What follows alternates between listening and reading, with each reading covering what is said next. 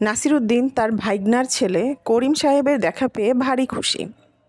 নাসিরুদ্দিন বলল, চলো করিম, পাড়া বেরিয়ে আসি। কিন্তু মামা, লোকজনের সঙ্গে দেখা করতে গেলে আমার এই মামুলি পোশাক চলবে না, বলল করিম সাহেব। নাসিরুদ্দিন তাকে তার ছেলের একটি বাহারের পোশাক ধার দিল। প্রথম বাড়িতে গিয়ে নাসিরুদ্দিন গৃহকর্তাকে বললেন, ইনি হলেন আমার ভাইগনা করিম। এর পোশাকটা আসলে আমার ছেলের। দেখা সেরে বাইরে বেরিয়ে এসে করিম সাহেব বিরক্ত হয়ে বললেন, তোমার কেমন তারও আক্কেল হে? পোশাকটা যে তোমার ছেলের সেটা না বললেই চলতো না? পরের বাড়িতে গিয়ে নাসিরুদ্দিন বলল, করিম আমার ভাইগনা, ইনি যে পোশাকটা পরেছেন সেটা কিন্তু ওর নিজেরই। করিম সাহেব আবার খাপ্পা। বাইরে বেরিয়ে এসে করিম সাহেব বললেন, মিথ্যে কথাটা কে বলতে বলেছিল তোমায়? নাসিরুদ্দিন বলল, তুমি যেমন চাইলে তেমনই তো বললাম। করিম সাহেব বললেন, না, পোশাকের কথাটা না বললেই ভালো।